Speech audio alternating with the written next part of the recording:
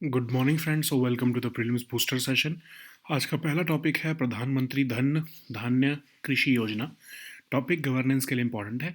Finance minister ने जो है अपनी बजट स्पीच में प्रधानमंत्री धन धान्य कृषि योजना जो है वो अनाउंस की है, जिसमें कि एग्रीकल्चरल जो डिस्ट्रिक्ट्स हैं, जो कि कुछ रीजन्स हैं, ऐसे 100 रीजन्स हैं जहाँ पर एग्रीकल्चर में जो है कुछ चैलेंजेस आ रहे हैं, उन्हें वहाँ पर फार्मर्स को सपोर्ट दिया जाएगा। ये स्कीम जो है वो स्टेट गवर्नमेंट के साथ कोलैबोरेट करके चलाई जाएगी, जिसमें 100 डिस्ट्रिक्ट्स को कवर किया जाएगा हमारी कंट्री के, और लगभग 1.7 करोड़ फार्मर्स जो हैं वो इससे बेनिफिट ले सकेंगे। तो इसका फोकस रहेगा स्कीम का 5 की एरियाज़ पर। एग्रीकल्चर प्रोडक्टिविटी बढ़ाना, इरिगेशन फैसिलिटीज़ इंप्रूव करना, क्रेडिट अवेलेबिलिटी देना, क्रॉप डाइवर्सिफिकेशन प्रमोट करना, सस्टेनेबल एग्रीकल्चरल प्रैक्टिसेस उनको जो है वो उपलब्ध करवाना, और पोस्ट हार्वेस्ट स्टोरेज जो है वो पंचायत और ब्लॉक लेवल्स पर जो है वो अवेलेबल करवाना। ठीक है, नेक्स्ट हम टॉपिक देखते हैं नैपफिड। ये टॉपिक इकोनॉमी के लिए इंपॉर्टेंट है। तो फाइनेंस मिनिस्टर ने रिसेंटली कहा है कि जो नैपफिड है, national bank for financing infrastructure and development, वो एक पार्शियल क्रेडिट एनहेंसमेंट फैसिलिटी जो है वो बनाएगा कॉरपोरेट बॉन्ड्स के लिए इंफ्रास्ट्रक्चर सेक्टर में। तो नैपफिड क्या है? एक स्पेशलाइज्ड डेवलपमेंट फाइनेंस इंस्टीट्यूशन है जो कि सपोर्ट करता है कंट्री के इंफ्रास्ट्रक्चर सेक्टर को। 2021 में से सेटअप किया गया था एक्ट ऑफ पार्लियामेंट से। ठीक है, तो जो डेवलपमेंट ऑफ बॉन्ड्स और डेरिवेटिव मार्केट्स हैं इंडिया में, कंट्री की इकोनॉमी को सपोर्ट करने के लिए, वो उसमें ये अपना लॉन्ग टर्म जो है फाइनेंसिंग देता है इंफ्रास्ट्रक्चर डेवलपमेंट में। और ये रेगुलेटेड और सुपरवाइज्ड है by RBI as an all India financial institution. ठीक है, तो डेवलपमेंट फाइनेंस इंस्टीट्यूशंस होते क्या हैं? ये ऑर्गेनाइजेशंस वो होती हैं जो गवर्नमेंट द्वारा या पब्लिक इंस्टीट्यूशंस द्वारा ओन्ड होती हैं, और ये फंड्स देती हैं इंफ्रास्ट्रक्चर के लिए और लार्ज स्केल प्रोजेक्ट्स के लिए। तो ये जो डीएफआई होते हैं, ये इंपॉर्टेंट होते हैं हमारे इकोनॉमिक डेवलपमेंट के लिए। ठीक है, इंफ्रास्ट्रक्चर जो है कि फाइनेंसिंग की एक्टिविटीज़ के लिए। डीएफआईज जो है वो डिपॉजिट्स नहीं एक्सेप्ट करते लोगों से, लेकिन ये फंड्स रेज करते हैं बोरो करके गवर्नमेंट से, इंश्योरेंस कंपनीज से, पेंशन फंड से और सोवरन फंड से। और ये टेक्निकल असिस्टेंस भी प्रोवाइड करते हैं। ठीक है, प्रोजेक्ट रिपोर्ट निकाल कर वाइबिलिटी स्टडी करते हैं, कंसल्टेंसी सर्विसेज भी देते हैं। ओके, नेक्स्ट हम टॉपिक देखते हैं नेशनल मैन्युफैक्चरिंग मिशन। ये टॉपिक आपके इकोनॉमी के लिए इंपॉर्टेंट है, तो गवर्नेंस के लिए भी इंपॉर्टेंट है। तो यूनियन मिनिस्टर ऑफ फाइनेंस जो है, उन्होंने नेशनल मैन्युफैक्चरिंग मिशन अनाउंस किया है बजट स्पीच में। तो ये नेशनल मैन्युफैक्चरिंग मिशन जो है वो स्मॉल, मीडियम और लार्ज इंडस्ट्रीज़ को जो है वो कवर करेगा, और 5 फोकल एरियाज़ पर रहेगा इसका जो है एम्फेसिस। ईज़ करने में cost of business doing business को, फ्यूचर रेडी वर्कफोर्स देने के लिए। ठीक है, वाइब्रेंट डायनामिक एमएसएमई सेक्टर बनाने में, टेक्नोलॉजी अवेलेबल करवाने में, और क्वालिटी प्रोडक्ट्स डिलीवर करने में। ठीक है, तो इस मिशन के अंदर गवर्नमेंट जो है वो पॉलिसी असिस्टेंस जो है प्रोवाइड करेगी, रोड मैप्स देगी, गवर्नेंस या मॉनिटरिंग स्ट्रक्चर्स देगी सेंट्रल मिनिस्ट्रीज़ और स्टेट्स के। ओके, डोमेस्टिक वैल्यू एडिशन को एनहेंस करना और एक रॉबस्ट इकोसिस्टम बनाना, सोलर पीवी सेल्स के लिए, इलेक्ट्रिक व्हीकल बैटरीज़ के लिए, Motors, controllers, electrolysis, wind turbines, high voltage transmission equipment के लिए, ग्रिड स्केल बैटरीज़ के लिए। तो एक तरह से ताकि क्लीन टेक्नोलॉजी मैन्युफैक्चरिंग हो सके। तो ये सपोर्ट करेगा हमारे डिज़ाइन कैपेसिटी, कंपोनेंट मैन्युफैक्चरिंग और मशीनरी को, जो कि रिक्वायर्ड होती है production of non leather quality footwear की। ठीक है, तो इसके अलावा जो है ये मिशन में क्रेडिट गारंटी कवर भी दिया जाएगा एमएसएमईज़ को, जो कि अभी 5 करोड़ है उसको बढ़ाकर 10 करोड़ किया जा रहा है। और इन्वेस्टमेंट और टर्नओवर लिमिट भी जो है एमएसएमईज़ की, उनको भी रिवाइज करके 2.5 से 2 टाइम्स जो है वो बढ़ाया जा रहा है। ओके, सो नेक्स्ट हम टॉपिक देखते हैं फाइनेंशियलाइजेशन। टॉपिक इकोनॉमी के लिए इंपॉर्टेंट है। तो इकोनॉमिक सर्वे ने वार्निंग दी है कि एक्सेसिव फाइनेंशियलाइजेशन जो है वो इकोनॉमी को हार्म कर सकती है। तो फाइनेंशियलाइजेशन में क्या होता है कि जो फाइनेंशियल जो जो आपका जो इन्वेस्टमेंट है, वो ज़्यादा जो रियल किसी सेक्टर में जाने की बजाय, मतलब इंडस्ट्री में पैसा जाकर इन्वेस्टमेंट की तरह पैसा जाए, और उससे जो है वो इकोनॉमी जो है वो बूस्ट हो और आपकी इंडस्ट्री बूस्ट हो। ठीक है, उसकी बजाय क्या हो रहा है हमारी इकोनॉमी में कि पैसा जो है फर्म्स जो हैं वो फाइनेंशियल टूल्स में ज़्यादा लगा रहे हैं इन रिटर्न्स लेने के लिए। ठीक है, तो इससे क्या होता है कि ट्रेडिशनल इंडस्ट्रियल या प्रोडक्टिव एक्टिविटीज़ जो है उसमें पैसा जाने की बजाय, जैसे मैन्युफैक्चरिंग जैसे उसमें फील्ड में, उल्टा पैसा जो है वो फाइनेंशियल एक्टिविटीज़ में लगाया जा रहा है, जैसे ट्रेडिंग करने में, स्पेकुलेशन या स्पेकुलेटिव एसेट्स के अंदर। तो वो जो है वो हमारी प्रोडक्टिव इकोनॉमी से निकल के जो है वो इस जो है फाइनेंशियल इकोनॉमी में या फाइनेंशियल सेक्टर में पैसा जो है वो जा रहा है, ठीक है, जो कि इकोनॉमी के लिए लॉन्ग टर्म के लिए सही नहीं है। तो जो ट्रांसफ़र इनकम भी होती है वो जो लोगों की भी इनकम है वो अपनी सेविंग्स भी जो है इनफैक्ट रियल सेक्टर में जो है वो लगाने की बजाय फाइनेंशियल सेक्टर में लगा रहे हैं, ठीक है। तो इसके ऊपर वार्निंग दी है कि जो फिर इसकी वजह से क्या होगा, जो इन्वेस्टमेंट अवेलेबल होगी रियल सेक्टर्स के लिए जैसे ट्रेड मैन्युफैक्चरिंग के लिए वो कम हो जाएगी, और उसकी बजाय जो है ये सब फाइनेंशियल मार्केट्स में पैसा लोग लगाने लग रहे हैं, ठीक है। नेक्स्ट हम टॉपिक देखते हैं, नेशनल जियो स्पेशियल मिशन। ये टॉपिक आपके गवर्नेंस के लिए इम्पोर्टेंट है। तो रिसेंटली फाइनेंस मिनिस्टर ने अनाउंस किया है national geospatial mission budget की स्पीच में ही। तो ये इनिशिएटिव लीवरेज करेगा existing PM Gati Shakti framework को, ताकि फाउंडेशनल जियो स्पेशियल इंफ्रास्ट्रक्चर और डेटा जो है वो उसको डेवलप किया जा सके और फैसिलिटेट की जा सके, इम्प्रूव डिज़ाइन और एग्जीक्यूशन की जा सके इंफ्रास्ट्रक्चर प्रोजेक्ट्स की। तो ये इनिशिएटिव जो है ये एम्ड है मॉडर्नाइज करने के लिए लैंड रिकॉर्ड्स को, एनहेंस करने के लिए अर्बन प्लानिंग को अक्रॉस इंडिया। ये इनिशिएटिव जो है चैलेंजेस को एड्रेस करेगा रिलेटेड टू लैंड डिस्प्यूट्स और इनएफिशिएंट लैंड यूज़। तो एक रॉबस्ट जियो स्पेशल डेटाबेस जो है वो क्रिएट करके गवर्नमेंट एम करना चाहती है स्ट्रीमलाइन करना प्रोसेसेस को जो कि इन्वॉल्व है लैंड रिफॉर्म्स में, और उनको मोर एफिशिएंट और ट्रांसपेरेंट बनाना चाहती है। इस मूव के थ्रू जो है गवर्नमेंट एजेंसीज ही सिर्फ बेनिफिट नहीं लेंगी, बल्कि प्राइवेट स्टेक होल्डर्स जैसे कि जियो स्पेशल और ड्रोन कंपनीज़ हैं उन्हें भी बेनिफिट होगा, ओके। नेशनल जियो स्पेशल मिशन जो है वो हमारे को सिग्निफिकेंटली इम्पैक्ट करेगा वेरियस सेक्टर्स को, खासकर अर्बन डेवलपमेंट और लैंड मैनेजमेंट। नेक्स्ट हम टॉपिक देखते हैं ऑन्कोसेरेसिस। तो ये टॉपिक आपके सोशल इश्यूज़ के लिए इम्पॉर्टेंट है। तो वर्ल्ड हेल्थ ऑर्गेनाइजेशन ने नाइजर को कॉन्ग्रेचुलेट करते हुए कहा है कि उसने जो क्राइटेरिया है ऑन्कोसेरेसिस का एलिमिनेशन का वो मीट कर लिया है। तो ऑन्कोसेरेसिस है क्या, ये इसको हम रिवर ब्लाइंडनेस भी कहते हैं। एक निगलेक्टेड ट्रॉपिकल डिसीज़ है जो कॉज होती है एक पैरासिटिक वॉर्म से। इसमें सिम्टम्स हैं severe itching, disfiguring skin conditions, visual impairment, और कुछ जो है केसेस में जो है परमानेंट ब्लाइंडनेस भी हो जाती है। तो ये ह्यूमंस में ट्रांसमिट होती है bite of an infected back fly के थ्रू, और ये जो है ये बैक फ्लाई जो है ये फास्ट फ्लोइंग रिवर्स और स्ट्रीम्स में ब्रीड करती है। ये डिसीज़ प्राइमरीली अफेक्ट करती है रूरल पॉपुलेशन को सब सहारन अफ्रीका में, यमन में और पार्ट्स ऑफ लैटिन अमेरिका में। तो पॉपुलेशन बेस्ड ट्रीटमेंट जो है आइवरमेक्टिन के थ्रू जो है वो दिया जाता है।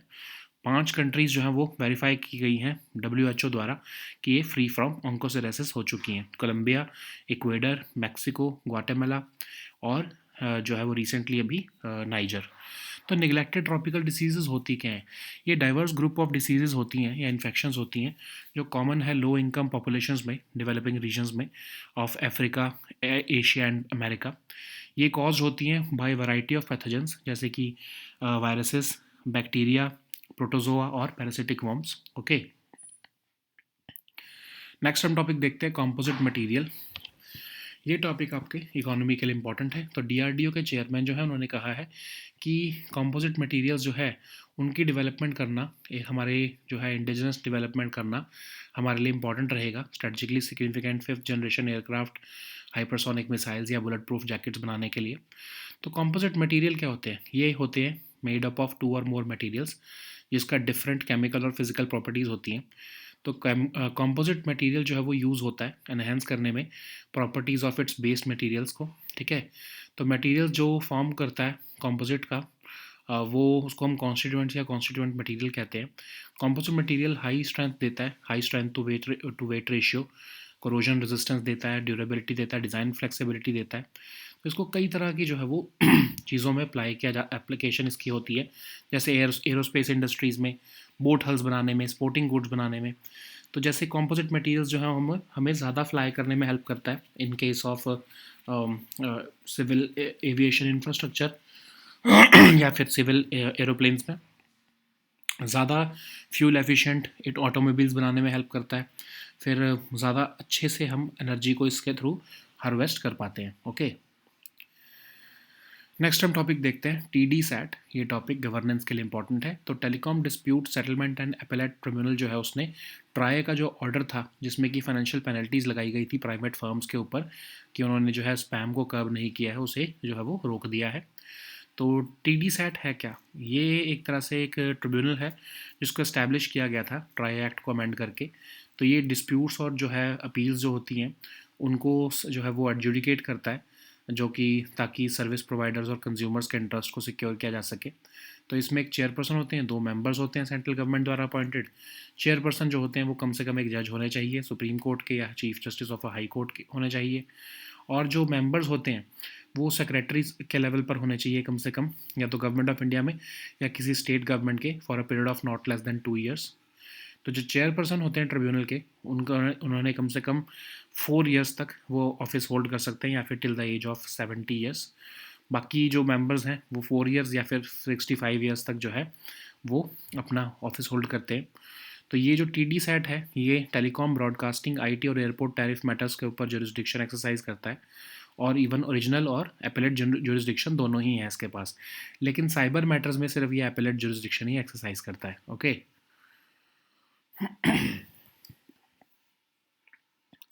नेक्स्ट हम टॉपिक देखते हैं जियो इकोनॉमिक फ्रेगमेंटेशन।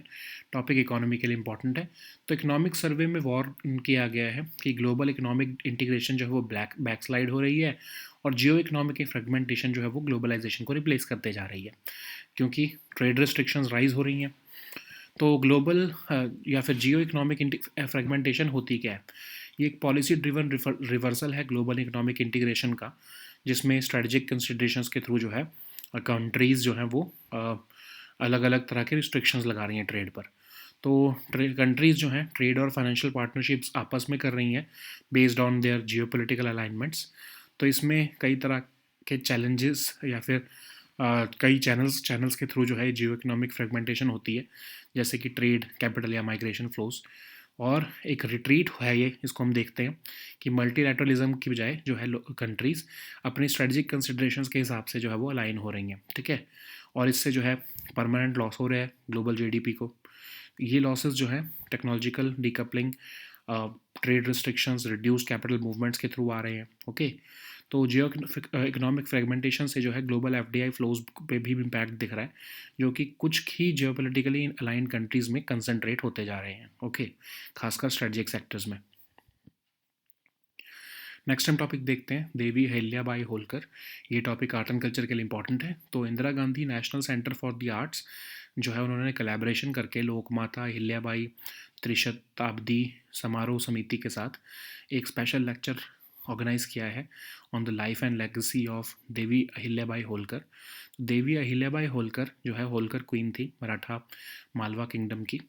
उनके रूल के अंडर मालवा जो है उसने रिलेटिव पीस, प्रॉस्पेरिटी और स्टेबिलिटी इंजॉय की। और वो मिलिट्री ट्रेंड थी अपने फादर इन लॉ से, इसलिए वो जो है वो अपनी आर्मीज़ को खुद ही लीड करती थी बैटल पे।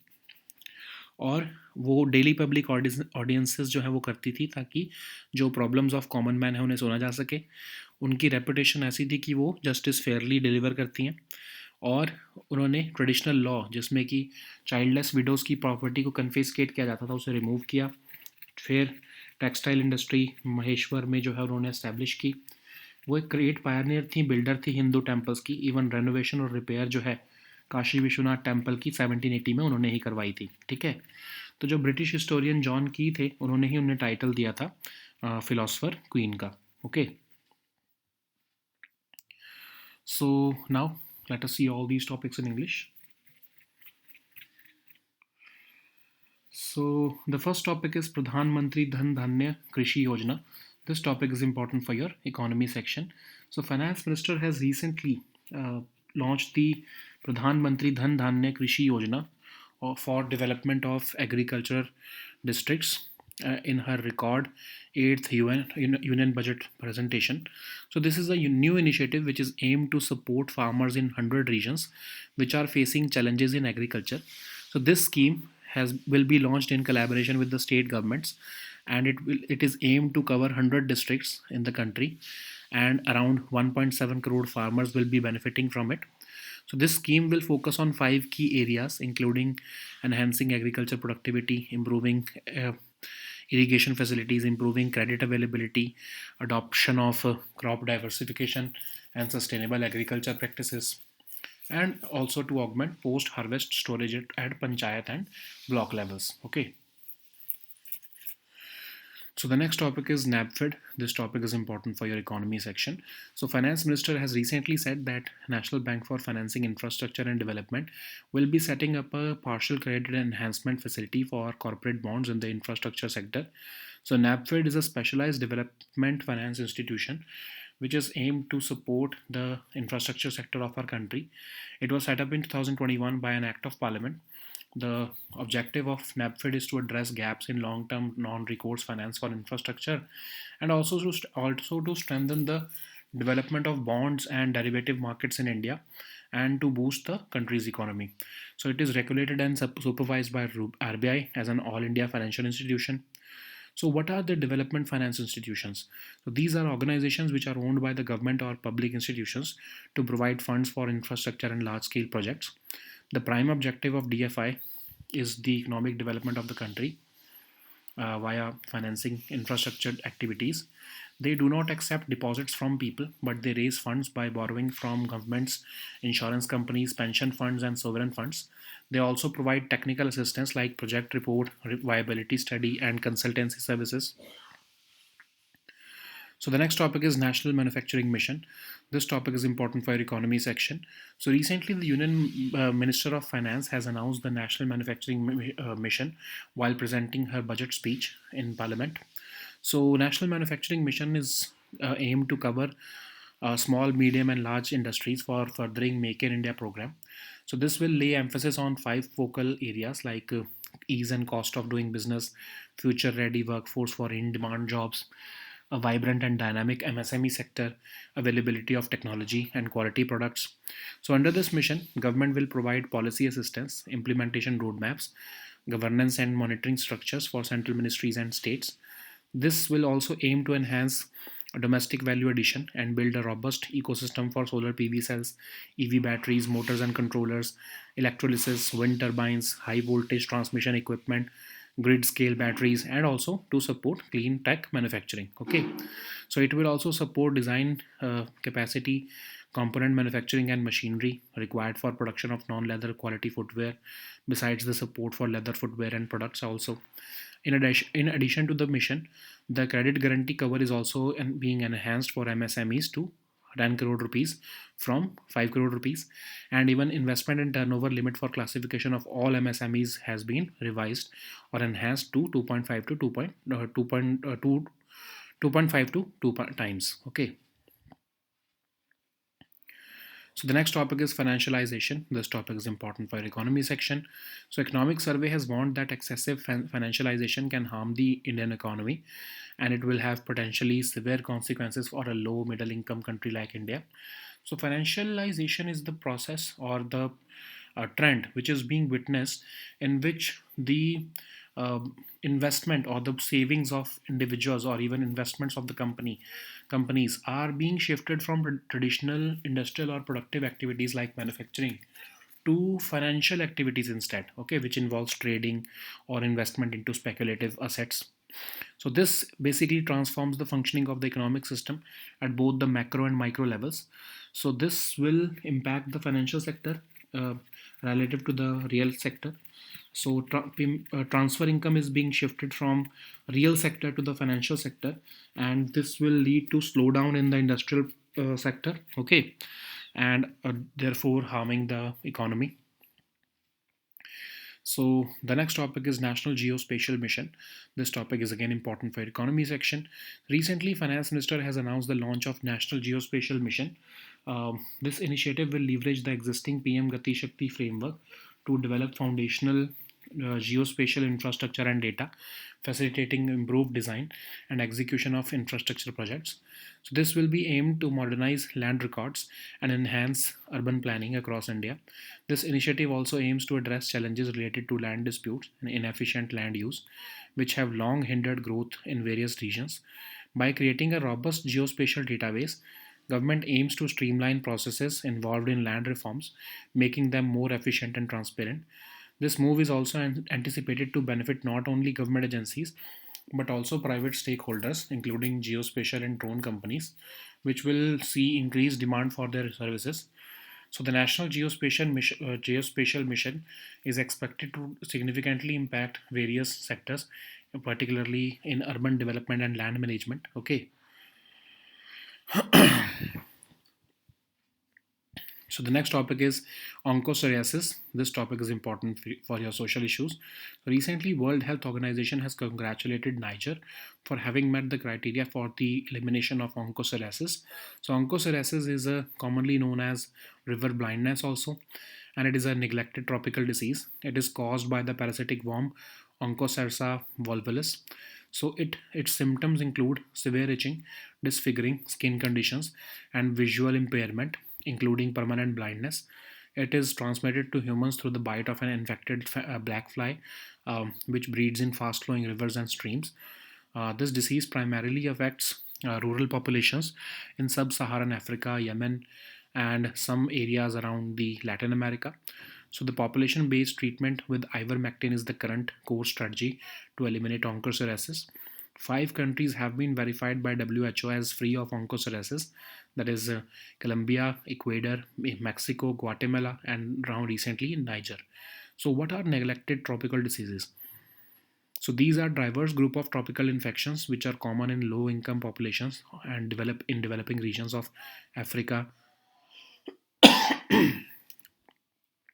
Asia, and America.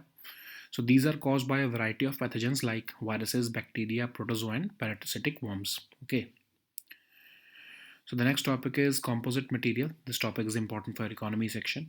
So DRDO chairman has recently said that developments in composite materials will play a key role in indigenous development of the strategically significant fifth generation aircrafts, hypersonic missiles, and bulletproof jackets, among other things.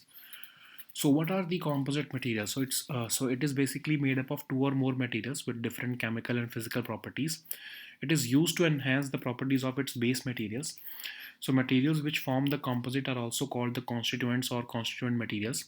So composite materials offer a high strength to weight ratio, corrosion resistance, durability, design flexibility, thermal and electrical insulation, chemical resistance, and customizable properties, making them ideal for various industries. So these composite materials are also used in wide range of applications, from aerospace structures to boat hulls to sporting goods. Composite materials also enable us to fly further and develop more fuel efficient automobiles, harvest more energy efficiently, prevent injury, and also enjoy recreational activities like through sporting equipment. So the next topic is TD-SAT. This topic is important for your governance section. So recently, Telecom Dispute Settlement and Appellate Tribunal has stayed the order of levying financial penalties on private firms for not being able to curb spam. So what is TD-SAT? It was established by amending the TRI Act of 1997 in the year 2000. So it was set up to adjudicate disputes and dispose of appeals with a view to protect the interests of service providers and consumers of the telecom sector. So it consists of a chairperson and two members appointed by the central government. So the chairperson should be or should have been a judge of the Supreme Court or the Chief Justice of a High Court. They should have held the post of Secretary to the Government of India or any equivalent post in the central government or state government for a period of not less than 2 years. So the chairperson of the tribunal shall hold office for a term of maximum 4 years or till the age of 70 years, whichever is earlier. So TDSAT exercises jurisdiction over telecom, broadcasting, IT, and airport tariff matters under the TRI Act. So it also TDSAT also exercises original as well as appellate jurisdiction. In regard to cyber matters, the tribunal exercises only the appellate jurisdiction. Okay. So the next topic is geo-economic fragmentation. This topic is important for your economy section. So, economic survey has stated that global economic integration is backsliding, with geo-economic fragmentation replacing the globalization trends, which is leading to significant rise in trade restrictions. So, geo-economic fragmentation is basically a policy-driven reversal of global economic integration. It is often guided by strategic considerations. So, countries form trade and financial partnerships based on their geopolitical alignments, and this process encompasses different channels, including trade, capital, and migration flows. This trend is marked by a retreat from multilateralism also. Such fragmentation results in permanent losses to global GDP. Okay. These losses can also emanate from technological decoupling, trade restrictions, reduced capital movements owing to higher risk aversion, and a decline in international cooperation as well. So the impact of geo-economic fragmentation is seen in global FDI flows also, which are increasingly concentrated among geopolitically aligned countries, particularly in strategic sectors. Okay.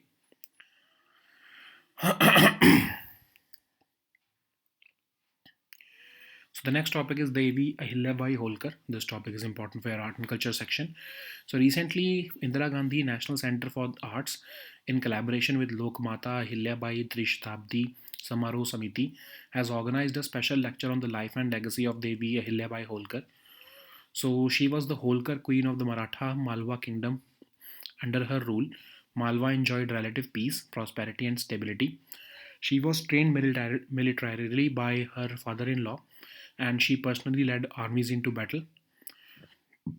She also held daily public audiences to help address the or redress the problems of the common people. She earned a reputation of administering justice fairly during her rule. She also made some landmark decisions during her reign, including the removal of a traditional law which confiscated the property of childless widows. She also established a textile industry in Maheshwar. She was a great pioneer and builder of Hindu temples.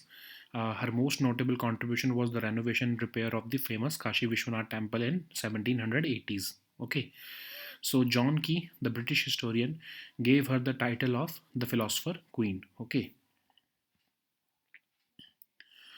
so these were our topics for today.